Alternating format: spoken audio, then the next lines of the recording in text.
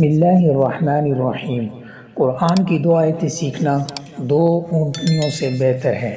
حضرت عقبہ بن عامر رضی اللہ تعالیٰ عنہ بیان کرتے ہیں کہ رسول اللہ صلی اللہ علیہ وسلم تشریف لائے جب کہ ہم صفہ میں تھے۔ آپ صلی اللہ علیہ وسلم نے فرمایا، تم میں سے کون پسند کرتا ہے کہ وہ ہر روز صبح کے وقت وادی بطحان یا وادی عقیق جائے اور کسی گناہ اور قطارینی کا ارتکاب کیے بغیر وہاں سے بڑی کوہان والی دو اونٹنیاں لے آئے؟ ہم نے عرض کیا، اللہ کے رسول صلی اللہ علیہ وسلم، ہم سب اسے پسند کرتے ہیں۔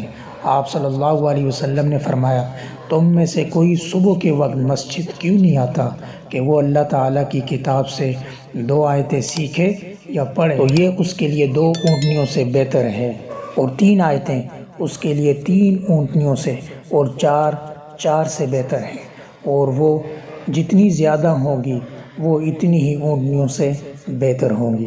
اللہ تعالیٰ میں ان احادیث مبارکہ پر عمل کرنے کی توفیق عطا فرمائے، آمین۔